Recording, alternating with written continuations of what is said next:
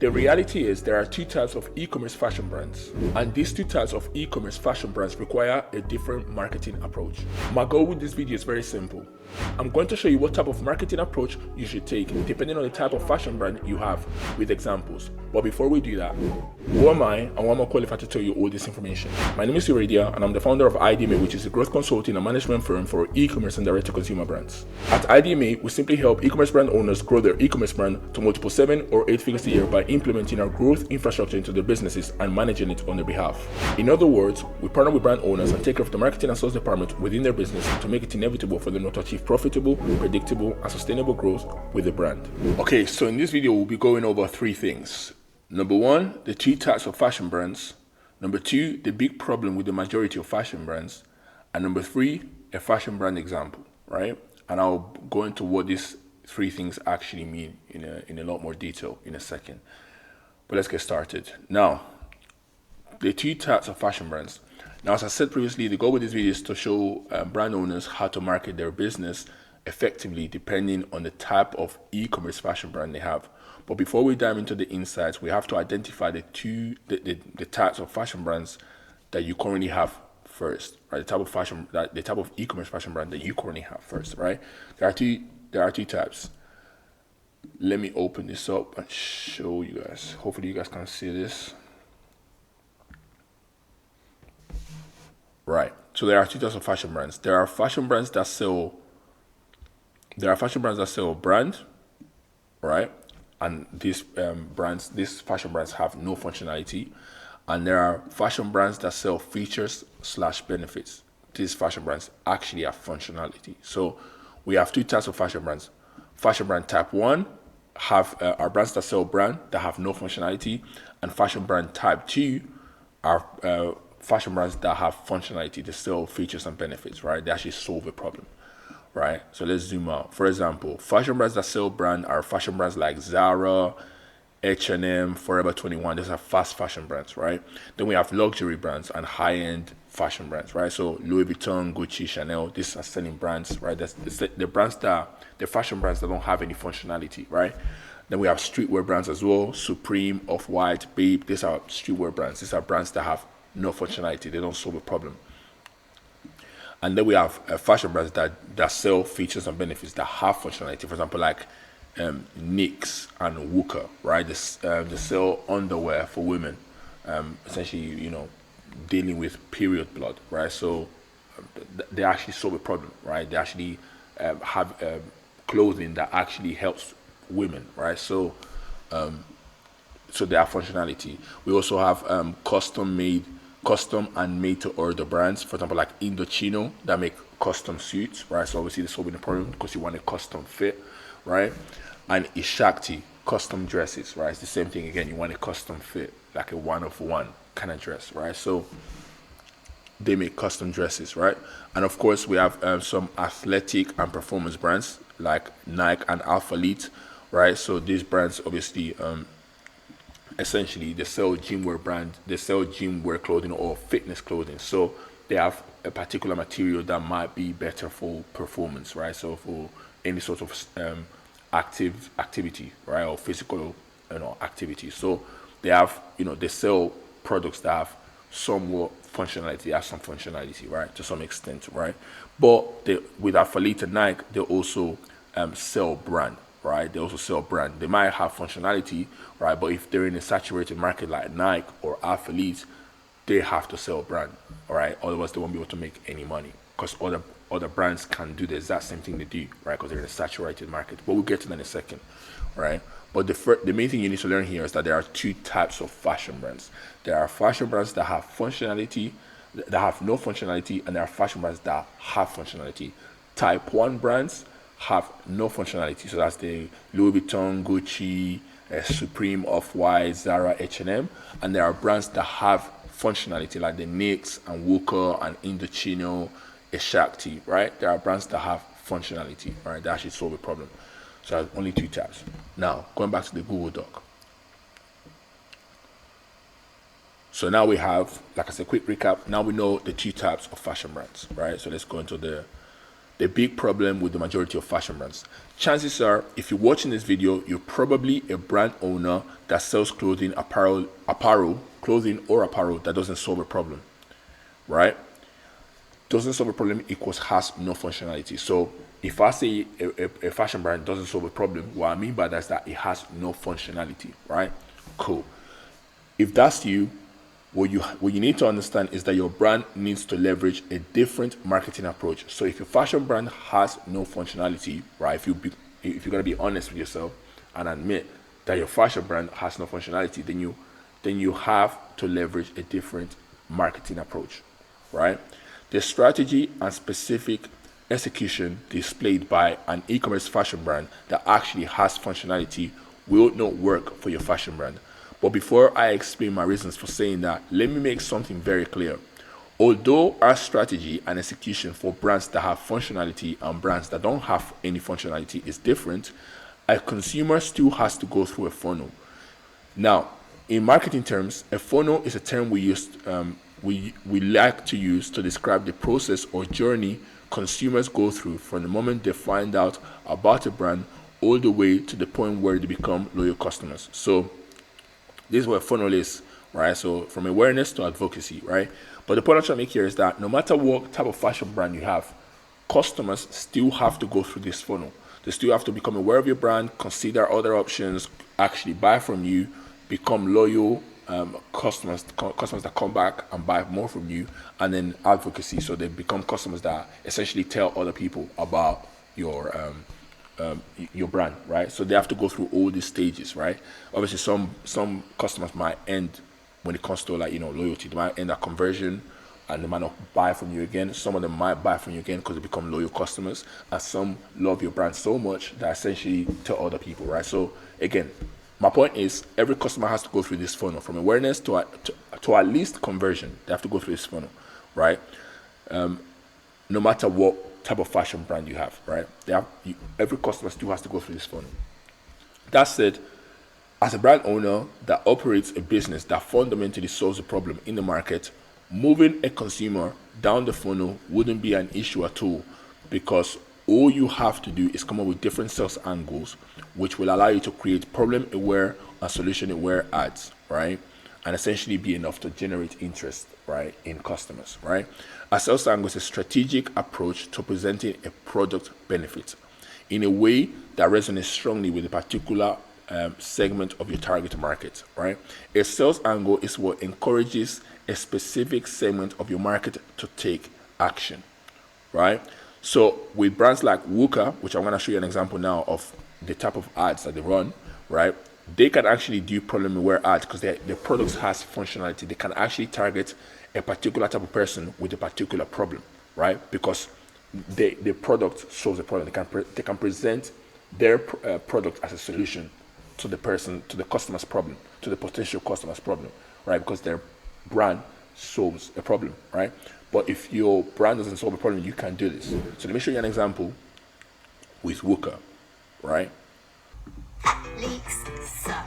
I'm a busy mum and I do not have time to be constantly in the bathroom changing pads and tampons. This is why I love Worker period pants. They're super absorbent with their double absorbent layer holding up to 12 tampons or 8 period pads worth of blood. And love that they're super soft and stretchy for extra comfort. These pants stretch up to 4 sizes. Worker keeps me dry when I've got a heavy flow, and the stretchy fabric keeps me comfortable when I'm feeling bloated. Have you tried Worker yet? Worker sucks.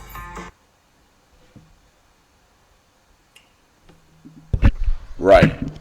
So as you can see by the ad, they're essentially targeting people that essentially women, not people, just like women that essentially, that go through periods, right? So it's normal, right?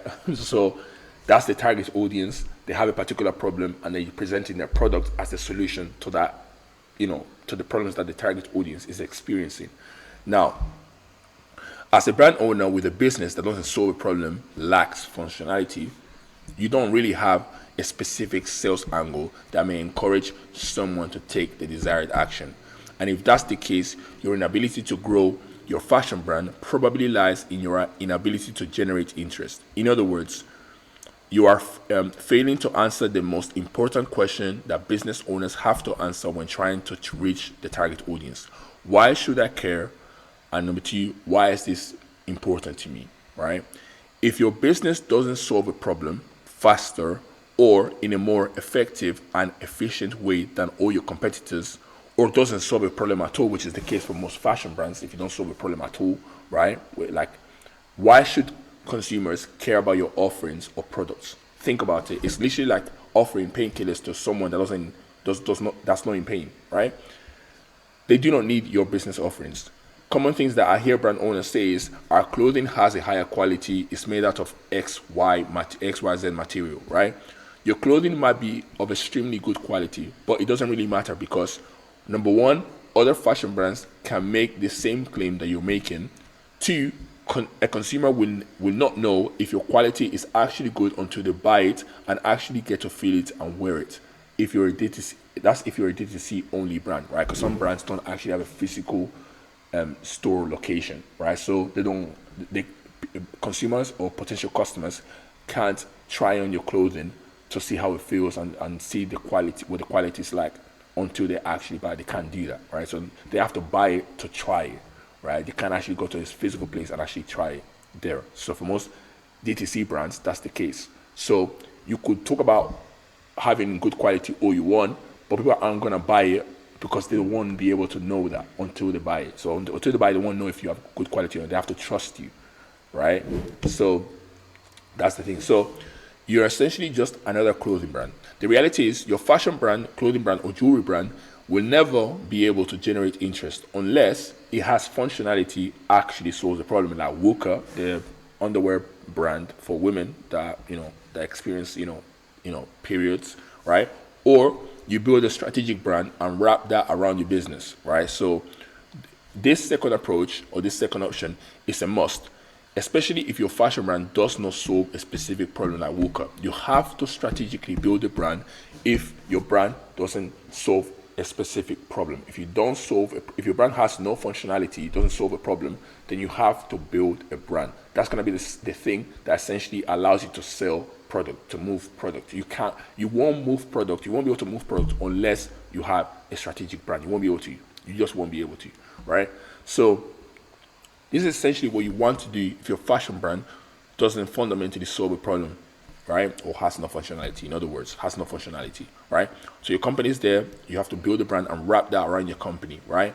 And essentially start marketing to attract, consumers to your company, to your brand, right? So this is the only way you're going to be able to do it because you won't be able to do direct response ads and generate sales without a brand if you have no functionality because you don't have you won't be able to leverage a sales angle because you have no sales angle, right? There's no real reason for someone to really need your product. You're not solving a problem, you're not solving a need, right? So people are only going to buy from you if you don't have functionality because of your brand, because of what your brand identity is, right? If they can relate to your brand identity, they're going to buy from you, right? Now, when you build a strategic brand and master brand storytelling, your product's functionality isn't that important anymore. This is because people stop buying your products. Stay with me. People stop buying your products because instead they start buying the feeling, idea, or philosophy that they resonate with.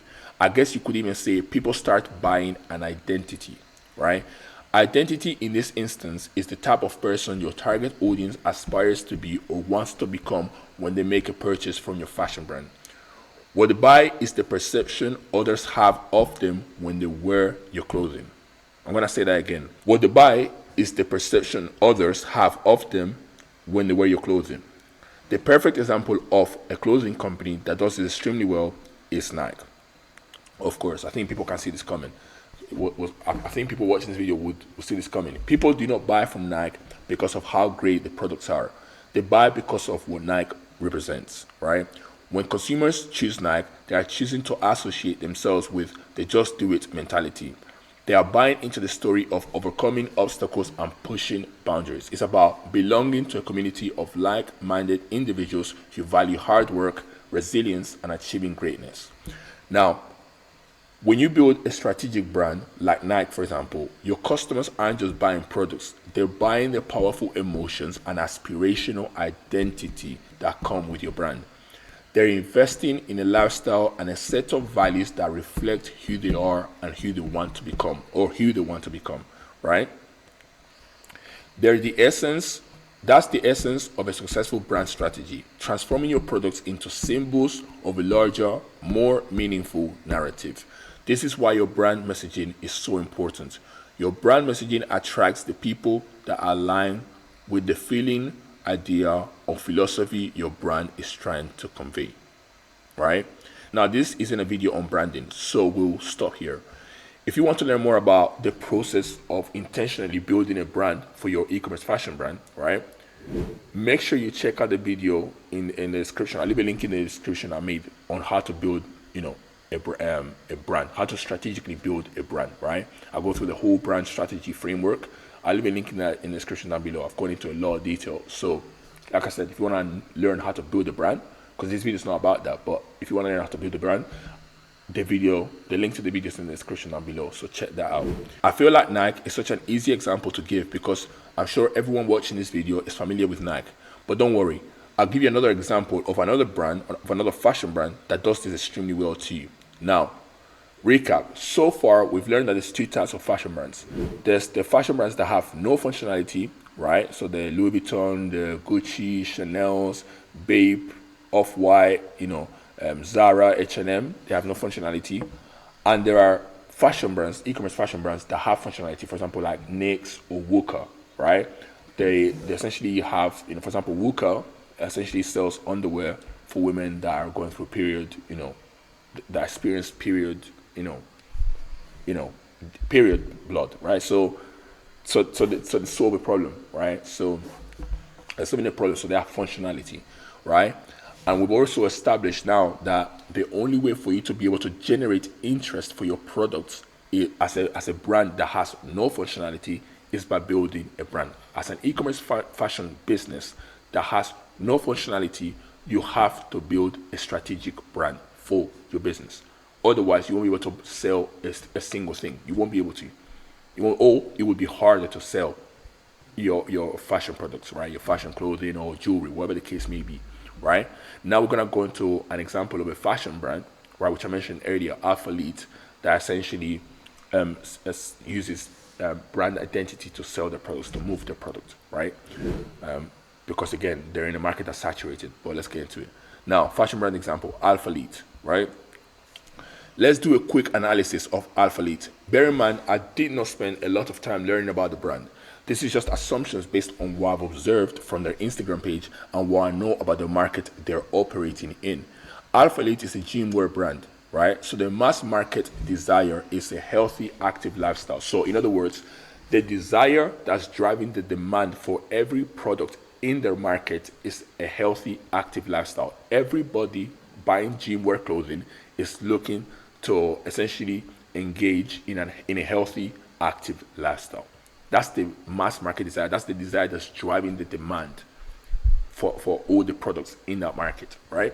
Now, the market awareness level, obviously, every brand has customers in different markets, in different awareness states, right? So, but most of the market, as a gym wear brand, most of their market will probably be a product aware market, right? Most of their customers, most of the people in the market, most of their audience will be product aware, right? Product aware are people that are well aware of gym apparel that fits properly and makes them look good when they work out, right? Alpha Lead just has to prove its superiority compared to the competitors in the market, right? So most people in their market that they're competing in essentially already know that they can buy, gym wear clothing, right? They already know that most people are aware of gym wear clothing, right? The Alpha Lead just has to somehow stand out from the competition and prove why they're better than their competition, right? Now, by the way, there will always, like I said, there will always be people at different stages of awareness in relation to your products, but most of the market is product aware for sure, right? So, of course, for Alpha Lead, they're a junior brand. Most people are product aware, like I said previously. Now, the third thing is market sophistication level. The market sophistication level for the gym wear or the fitness industry is level 5. Highly saturated market, especially when it comes to gym wear clothing, right? So there's a bunch of different fashion brands that sell gym wear clothing. So like it's saturated. You know, so I don't even know how to make money because everybody's fighting for margin in that industry, right? But anyways, I mean, there are some brands that are pretty thriving, you know. So yeah, so that's that, right? At sophistication level 5, consumers are inundated with similar products and claims. So standing out requires a strong and distinctive brand identity. This is why it's very important for a brand like Alphalete to have a brand identity because they have to find a way to stand out, right? Even if they have functionality, if you're in a saturated market, you're gonna have to find a way to stand out. So if you have a product that has no functionality and you're in a saturated market, so then you're gonna have to build a brand. That the only way you're gonna be able to generate sales is by building a brand identity. If you're in a saturated market and your brand has no real functionality, it doesn't really solve a problem, like Wooka, for example, or like NYX, right? Those brands actually solve a problem. But if your brand doesn't solve a problem and you're in a saturated market, you have to build a brand, right? Identity, right? You have to, right? They have to craft a compelling and unique brand story that connects emotionally with their audience. This story should reflect their brand values, mission, and vision in a way that resonates with the target market. Let me show you one of their brand awareness ads. So I'm going to show you one of the brand awareness ads that Alphalete essentially ran in the past. And I want you to pay attention to the messaging, not just the visuals. Pay attention to what they're saying. The messaging is very important. It's the most important thing, right?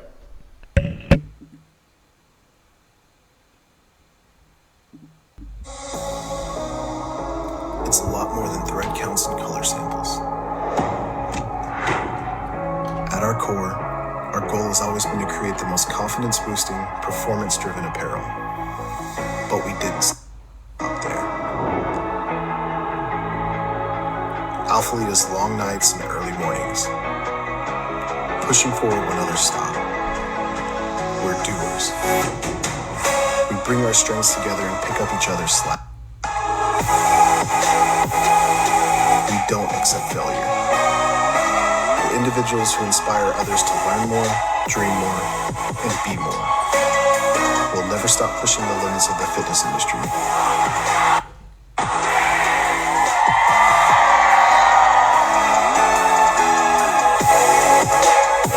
And we'll never stop pushing ourselves.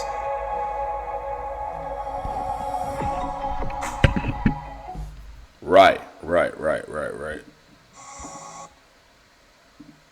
Cool. So let's go back to the Google Doc. As you can see, they're not really selling product features and benefits functionality. They're trying to attract customers based on their identity. They're doing this because the market they are targeting is at a level 5 of sophistication, which means they're not going to be as responsive to direct response ads that sell functionality. They've heard it all. So like I said, the market is extremely saturated. The gym wear market, like, is saturated. There's a bunch of different brands selling the same thing, right? So they're gonna have to stand out, and they use the brand identity to stand out, right? Now, like I said before I played the ad, the brand awareness ad, I said pay attention to the messaging. We're gonna go through some of the phrases that were mentioned in the ad, right? It's a lot more than thread counts and color samples, right? It's a lot more than thread counts and color samples. Alphalete is the long nights and the early mornings. Pushing forward when others stop, we're doers. We don't accept failure, right? So as you can see, they're not even talking about the product. They're talking about their identity, who they are, what they stand for, right? They're not talking about the product this and the product that and this, that. They're not talking about any of that. They're talking about their identity. That's what they're trying to appeal to. They're appealing to the identity of the target audience, right? So anyone that resonates with that kind of messaging is going to want to buy the products, right? This messaging attracts consumers that align with Alphalete's philosophy, right?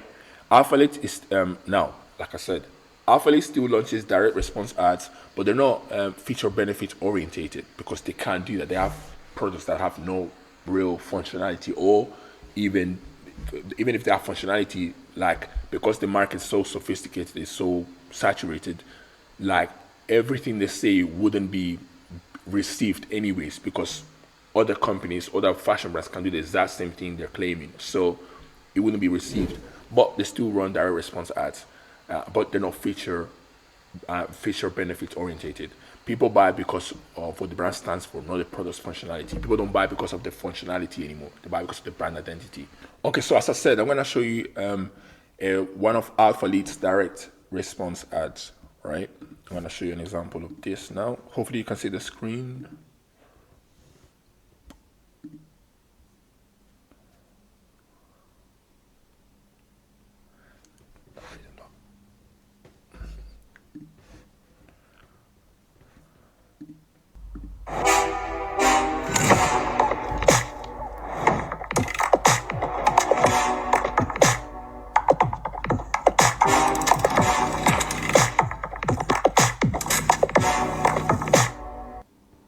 Right.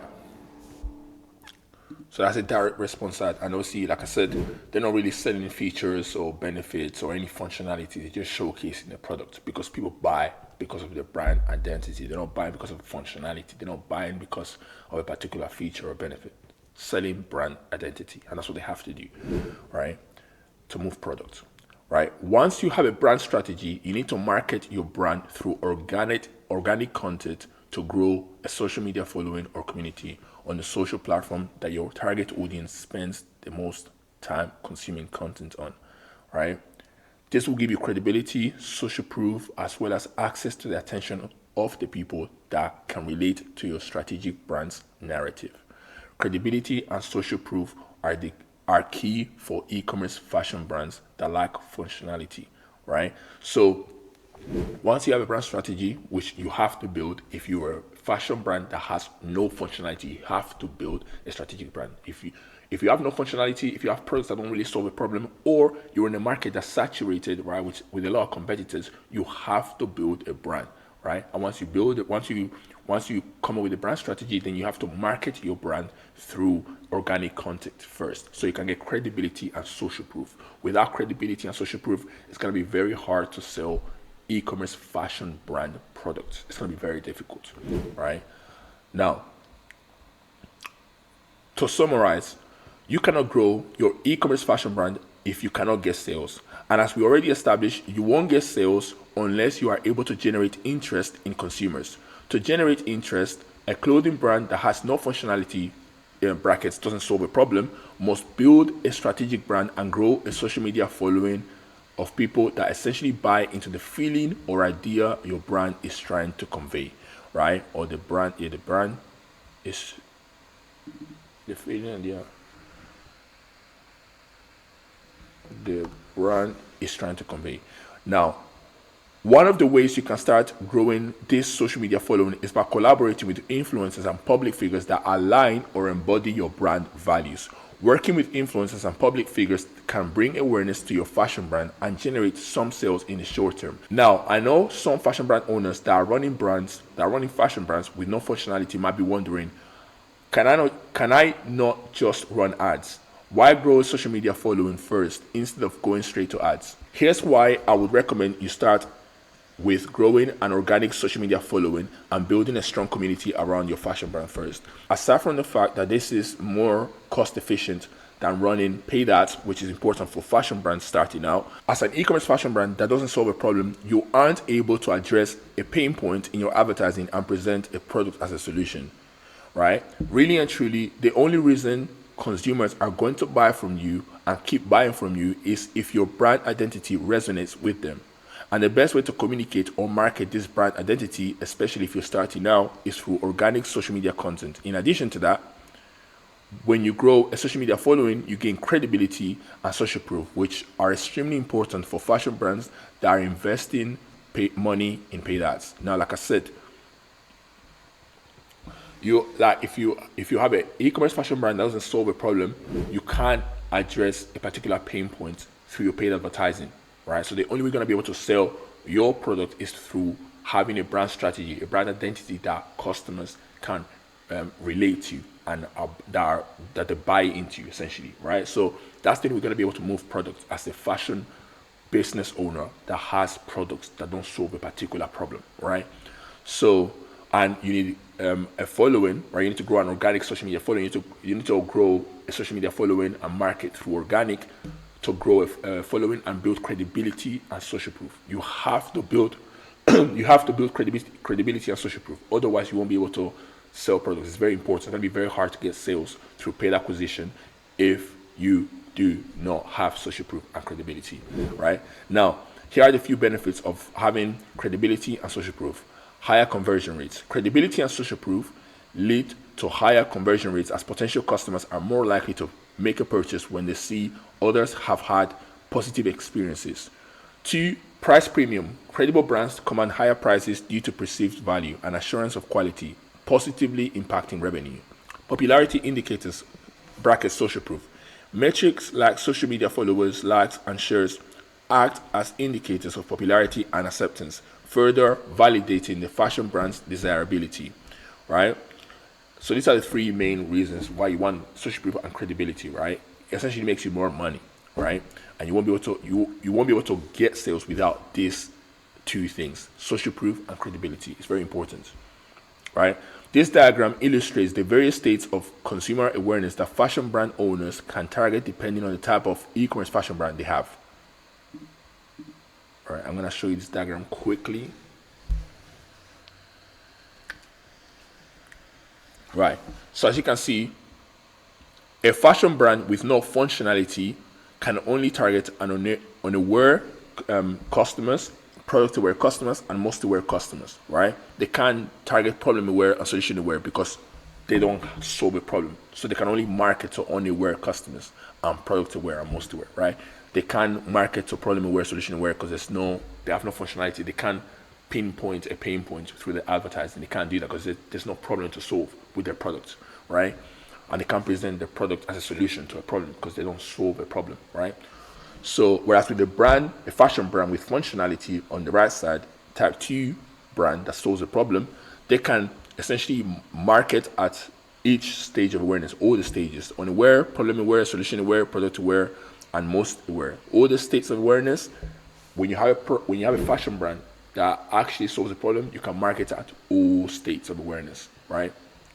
Because your product actually solves a problem, and you can target customers with a particular problem through your advertising and present your product as a solution to their problem, right? So that's going back to the Google Doc.